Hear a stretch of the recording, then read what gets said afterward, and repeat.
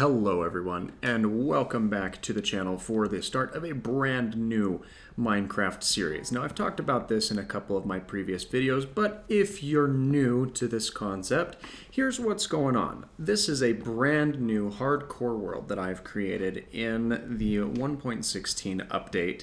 And the premise of this series is, as the title indicates, Minecraft Insomnia, where I cannot and will not use a bed under any circumstances, whether it's to rest, whether it's to get some quick damage. There's no circumstance in which I'm allowed to craft, use, or do anything with a bed. Now, of course, the other characters within the game can use beds. I don't care about the villagers if they want to, rest and get some shut-eye other stuff, but I myself am not allowed to do so.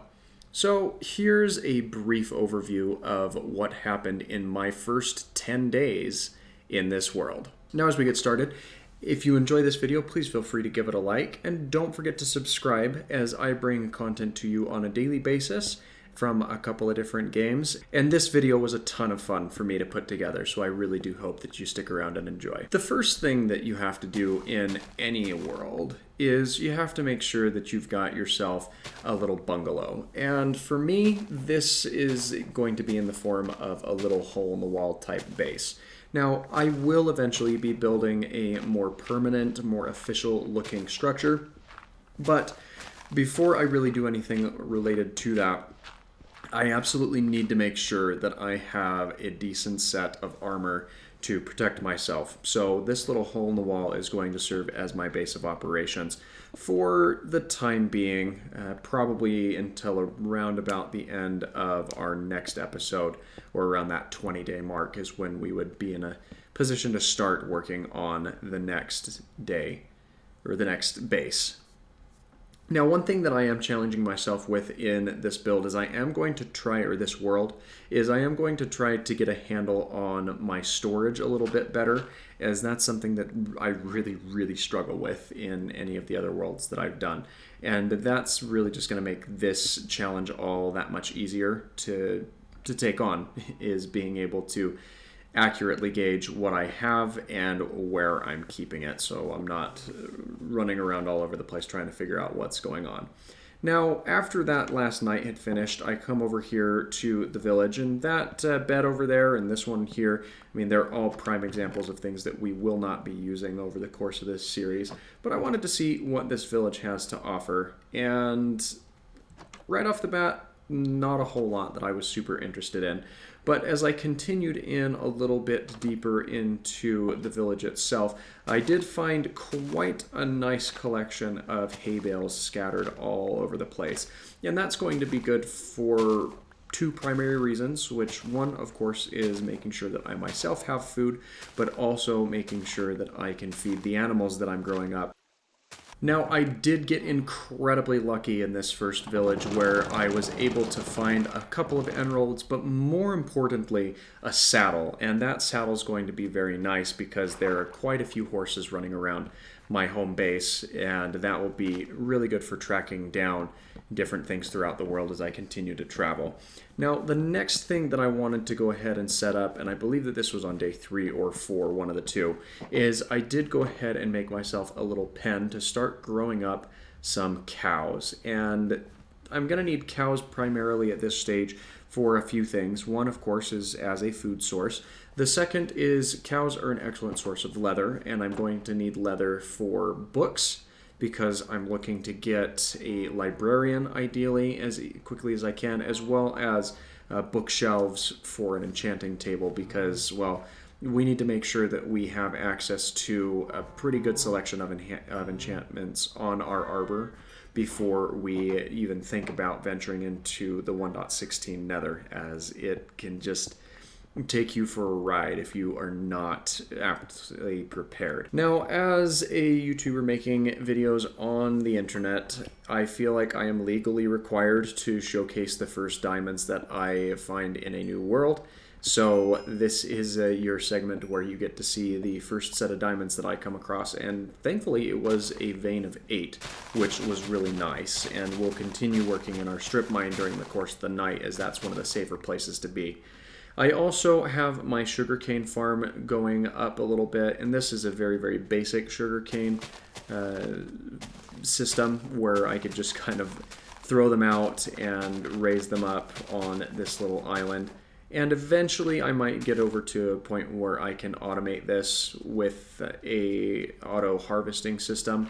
Didn't ever really like the zero tick farms, and they don't work in this version of Minecraft anymore, so it wouldn't do me any good to even try. This is where the saddle really came in handy, as we were able to tame ourselves a horse, and the horse is going to prove invaluable when it comes to traversing land and finding new places to explore, villages to track down, and many other things, as it's a lot more swift and doesn't consume any of my own hunger as I run around. And this horse that I found was the third or fourth one that I tried taming, and the one that I did eventually end up settling on because of how fast it is. And I've got to bookmark that Badlands area to come back for terracotta and other resources in the future. But as we were rummaging through this area, we did end up finding 4 obsidian, which was really nice because I didn't want to have to mine that stuff up in order to make ourselves a crafting table for our enchantments. And because I'm terrible, I was not keeping a close enough eye on the time and actually ran into a little bit of some trouble as I'm stuck outside with little to no armor in cover of darkness and being barraged by a bunch of skeletons. So before we really start doing anything else, we've really got to take into consideration that the armor situation needs to be remedied. Also, as a precaution, because this playthrough is so time-centric, I did go ahead and craft myself up a clock so I can keep an eye on the time and make sure that I am doing so safely. I also went ahead and used a couple of those diamonds that we found to craft ourselves up a enchanting table, and there was a different village that I came and found that had a librarian. Now, I don't know how common these guys are to be found naturally out here in the world, but I didn't want to rely on something so far away from the home base being my source of books, trades, and other things. So I went ahead and stole all his bookshelves, and even went to go ahead and steal his lectern here, because I don't want to have to trek back out here or train him up on a bunch of other things and then wonder where he's at. Also, did you know that sea pickles can spawn as decorative items in the desert villages? I had no idea. Anyway, eventually we do make sure that we have our 15 bookshelves, we've got our enchanting table, as well as a small handful of lapis, but we don't have enough levels to actually do anything noteworthy. Now there I had managed to get a villager over from the nearby Savannah village, accidentally punched him in the face there, and that makes him a little angry at me. He hasn't really been super cooperative, so I may end up just getting a new guy. Now that was unintentional, and I did not directly hit him with the axe. He just bonked his head as he was coming up out of the area there. A wandering trader showed up, so I decided to check and see what trades he had available. Nothing super noteworthy, and at this point I really just want him for his leads, because I'm kind of sick of keeping my horse up with my cows. So we go ahead and take care of him and his little friends here, and that gets us 2 leads, especially because I don't have access to slime yet, and that's the thing that I would need in order to craft them up on my own. I'd also need to hunt down some spiders, which I'm not looking forward to. But from here, we wanted to make sure that we got our cows bred up a little bit further, as at this point we will be needing their leather for item frames. We'll also be needing more food on hand wherever we can manage it. And that's really about the extent of what this farm is going to be used for the foreseeable future, is making sure that we have the leather and the beef on hand that we need. And eventually we'll make sure that we get our little horse friend out of the pen here and get him tethered up, or get him even his own little corral.